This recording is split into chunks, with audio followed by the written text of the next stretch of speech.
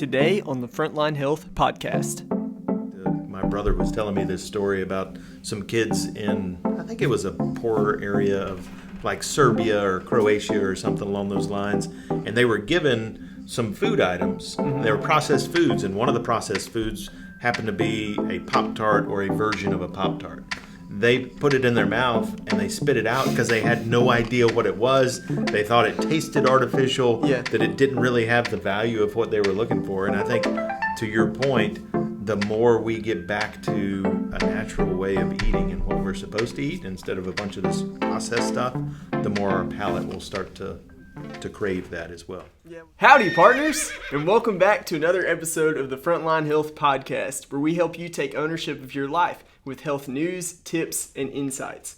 I'm Evan Patrick. With me is founder and CEO of Centurion Health, Troy Duell. And today, we're riding into town to round up some of the biggest outlaws in your food, the most wanted list of artificial food dyes.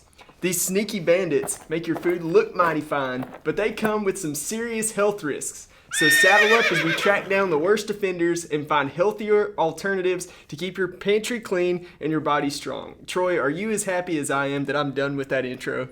Yeah, I'll have to say that was not my most comfortable moment, but I'm glad it was you and not me. I don't think I could have pulled it off, so well done. Well, for our listeners out there, that's over with. That's enough of that. We'll get straight into our most wanted list of these food dyes.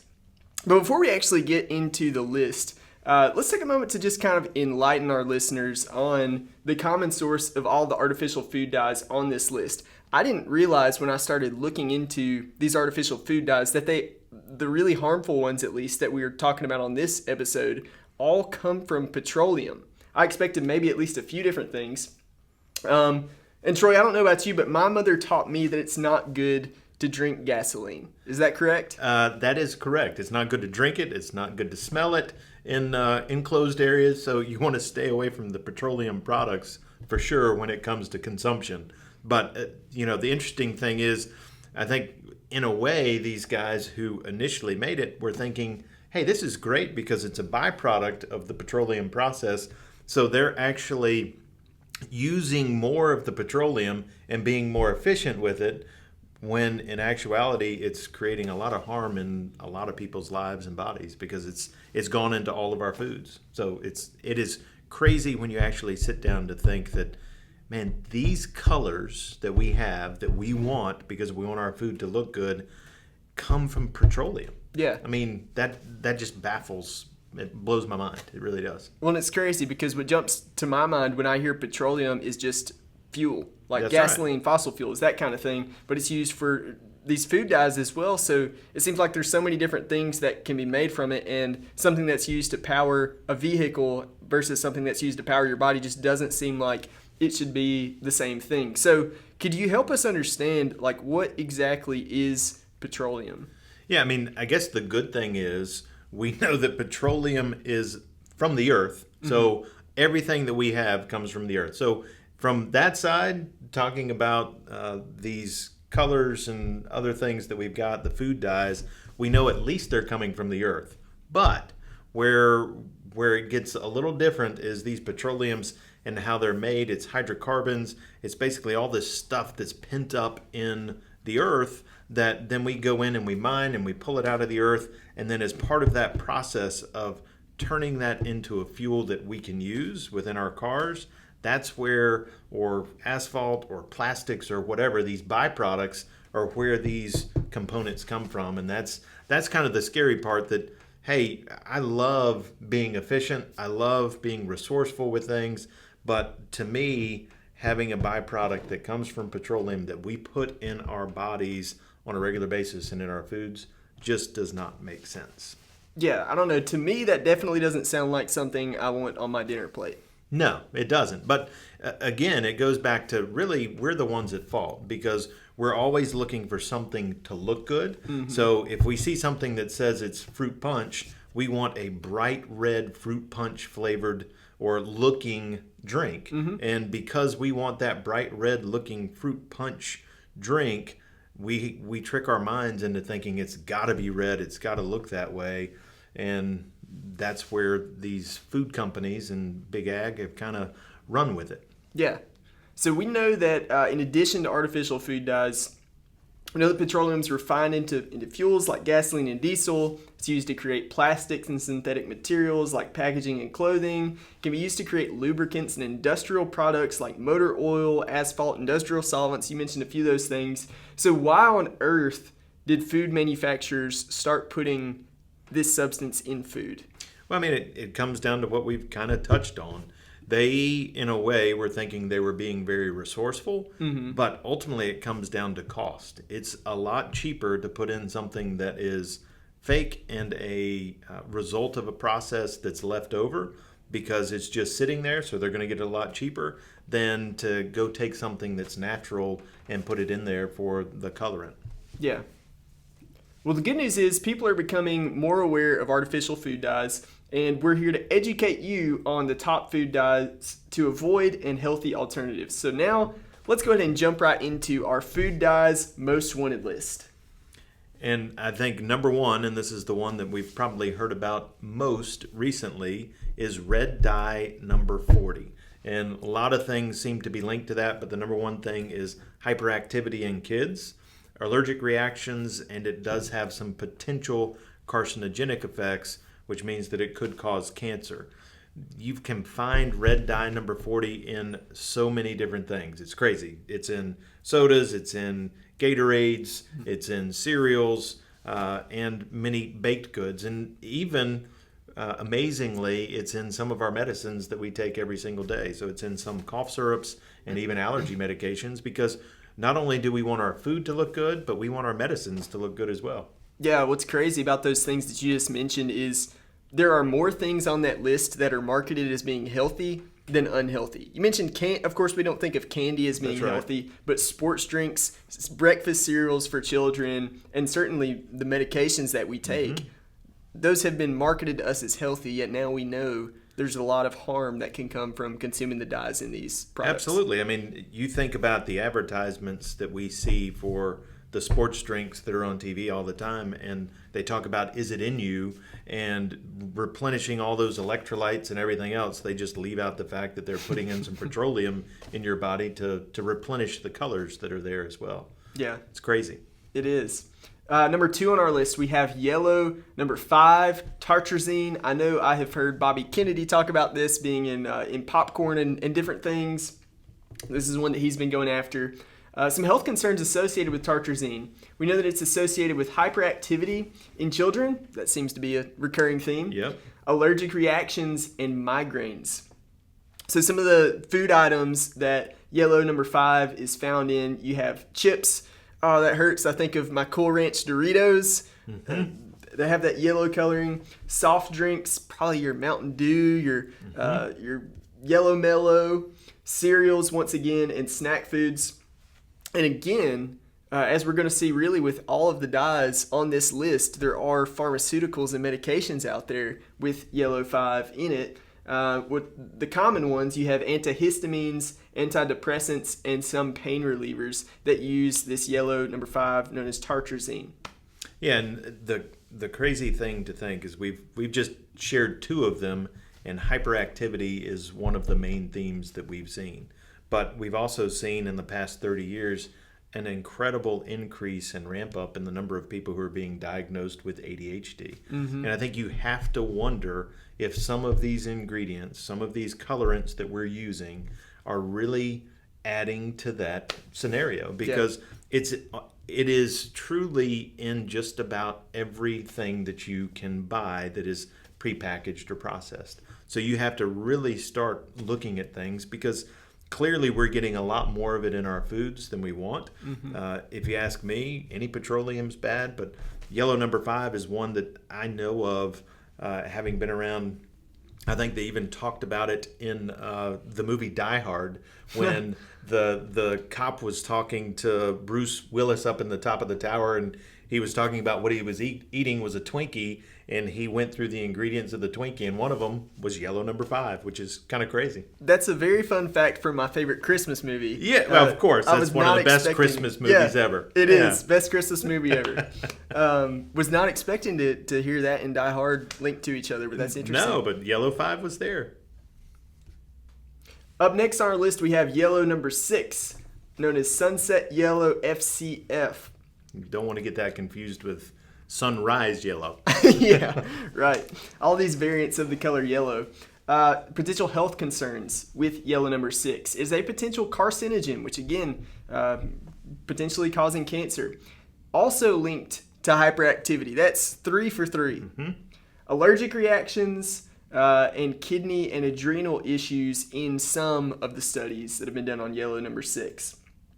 Baked goods, candy, chips, processed cheese are common foods that contain yellow number 6. And also, once again, a lot of vitamins, a lot of pain relief medications will also contain yellow number 6. Which again is baffling to think that we're putting this in medications that we're trying to relieve pain, but then it can possibly link itself to cancer or to hyperactivity in kids. So it is something that we have to look at and we have to definitely take full account of. The next one that I wanted to talk about, or that we were going to share, was blue dye number 1, also called brilliant blue FCF. Not sure what the FCF stands for. Do you know what that stands for at all? I do not. We'll have to look into that. Yeah, but the health concerns with the blue number 1 is that it can cause allergic reactions. It's been linked to possible neurotoxicity. So obviously issues with, you're talking about long-term issues like Alzheimer's and cognitive impairment. That could also be linked to ADHD and some of those things. We also find blue number 1 in sports drinks. Again, common theme. Candy, frozen desserts, and cereals. And it's also in some medicines.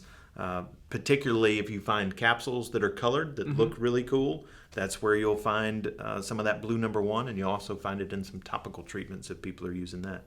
So can you help me understand, why is it included in topical treatments? Because some of the more obvious things, like if you're going to be eating something or swallowing a pill, it makes sense that maybe you want to make it look a little more attractive. But if you're putting something on your skin, why does that even need to be colored? Well, I think it's the same thing if you're thinking about toothpaste. We like our toothpaste to look good. So if it's a gel, we want it to be blue. We want it to have a good color, because that technically is considered a topical treatment because you're spitting it out. You're not swallowing it. Hadn't and thought then about that. even your creams, if it came out in the natural color that a lot of creams are, which would be a brown or a mustard yellow, a lot of us would look at it and go, I don't want to put that on my skin. Yeah. So instead, we want that color on there to make us feel all warm and fuzzy inside. Yeah, so I guess in addition to manufacturers kind of changing their processes, we also kind of have to change the way we think about what we consume and put on our bodies. Absolutely. Or find other ways that you can do the same thing but make them healthy or more natural alternatives for the same look that you're going for. I love it. Number 5 on our list, we have blue number 2, indigo carmine? Carmine? Some potential health concerns with blue number 2. Again, potential carcinogen, linked to hyperactivity. Once again, we've seen those words a lot. Carcinogen and hyperactivity. And also allergic reactions. It's commonly found in candy, ice cream, pet food. You got to watch out for your four-legged friends with that. And beverages. And then it can be found in antidepressants and some pain medications as well. Yeah, and we'll go ahead and jump into number 6 because similar concept, green number 3 called fast green FCF. Biggest health concern with that is some studies have linked it to bladder tumors in animals. Haven't seen anything in humans, but usually if it's happening in an animal, it's not going to be a good thing for us either. It's also found in candy, those beverages, and desserts. But I think going back through that whole list of those 6, the common themes of hyperactivity, which we've seen a huge increase over the last 30 years since we've really started using these, but also the carcinogen piece, where cancer, we have seen a large increase in the number of cancer patients and cancer incidences since we've started using these components in our foods. And I don't think it's a coincidence that those two are together. And I think taking those out of our foods will only help us in the long run. But I'm curious what your thoughts are on that side. It seems to make sense to me, but Am I missing something with the 1 + 1 = 2 there? I think you're spot on. I think it's as simple as that. Yeah, I really just think that we have to change our manufacturing processes. We have to change the way we think about our food and what we put in our bodies. I really don't think it's all that complicated. I don't either, but it will take a total mind shift from a consumer standpoint, because I think that's going to be the biggest driver. If consumers get behind this and we're okay with maybe it not being quite as bright red, or maybe it looking more natural colored as a cream or an ointment, I think manufacturers will automatically change, and the retail stores will automatically change, because if that's where we go with our dollars, that makes the biggest impact on the product that we produce. Absolutely. So if you've ever listened to this show before, or if you haven't, we are all about taking ownership of your health and figuring out when we hear these scary things that feel like they're out of control. We know there are always things that are in our control. There are things that we can do to take ownership of our health where we don't have to wait for all of the manufacturers out there to change the way that they do things. There are decisions we can make as individuals to take ownership of our health. So we want to shift gears for a minute and get away from this specific list of artificial food dyes and talk about what can we do to avoid them. The good news is there are plenty of natural alternatives that we can look to. So we've mentioned the dyes that you don't want to see in your food, those artificial petroleum dyes that you want to be sure you're scanning the ingredient list, looking to see if they're there. You don't want to consume products with those. But some of these natural dyes that are safe to eat, we want to go through a little bit here. Absolutely. And I think the more we start looking at those things, and if we're okay with it not being quite as bright of a red or bright of a blue, and changing those things, I think it will go a long way. So we know that the Indians, in order to dye their clothes, they had certain things that they did, and they were natural. They were not using petroleum products. And we're just saying maybe we move back and revert back to that. What people in Asia have done for thousands of years, we can start doing with our food. So with red dyes in particular, we know that beet juice, pomegranate juice, and paprika extract all help create that same look of red. It may not pop quite as well as some of those sports drinks do when they're red or blue, but it's going to be strong enough that it'll do the same thing for our minds that hopefully the artificial dyes they have currently are doing for us. Yeah, and it really is interesting. If you're using natural products, more than likely it's going to look the color that it should. Even if it's not as vibrant or bright, like you said, as we're used to, it's going to at least have similar coloring to that. Because you mentioned, just 3 foods right there that are already, they're just red. That's right. So if something contains beet juice or pomegranate juice or paprika extract, chances are it is just going to look red, whether that was the intention or not. That's right. And I think that's a great way to start looking at it. And we know that not only can you do that with red, but you can do that with yellow, blue, and green. So those yellow dyes, start looking to see if it's got turmeric in it, saffron or annatto. Those are some great natural options that you can use. And then health benefits with a couple of those that we've even talked about on this show. Absolutely. So not only you get the double whammy. Yeah, it's not just neutral, it's actually good for you. Absolutely. And then the blue and green dyes, you've got blueberries. Obviously, anybody who's eaten blueberries, you see how it stains your teeth and everything else. So that's a great one for your blue. The spirulina for the green, and the matcha as well for the green. And those things don't have the health risks that all the other petroleum products do. So we also want to give you some alternatives with the foods that you're actually choosing. We've talked about these dyes. Chances are it's going to be a lot easier to just look at the foods that you're eating than to actually have to go through a list every single time on the back. So instead of reaching for artificially colored snacks and drinks, maybe you want to try these healthier swaps. So instead of artificially colored cereals, we mentioned several on that list that are these breakfast cereals that have been marketed as healthy, contain these harmful food dyes. Go for whole grain cereals with natural fruit for color. And I think it's important not to be tricked by the colors, but also the marketing that goes on with it. It's got all your vitamin B, all your vitamin C, all your vitamin A. So those are all synthetic vitamins that our bodies don't really process that well anyway. So understand that that's there, and then also understand that along with these food dyes, the sugar content on most of those is through the roof. So you've got a double whammy going on with these petroleum-based food dyes, along with the sugar and synthetic vitamins. They're really not very good for you. Yeah. So like you said, go after those whole grain cereals, even some non-grain cereals that are out there, granola that you can start to add milk to is a great alternative as well. Absolutely.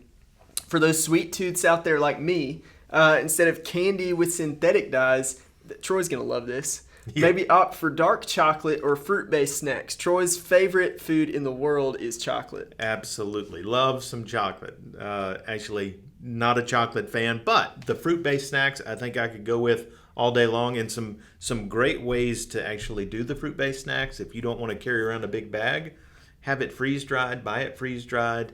Do other things that just kind of vary it for you, because it's still going to have the sweetness of it and still have the value there without taking out any of the nutritional value. Yeah, and it's funny how as you begin to make these choices, your palate kind of changes, and you start to notice the way that these more artificial candies and just foods in general make you feel, and you end up enjoying those healthy alternatives like the dark chocolate or fruit-based snacks a whole lot more.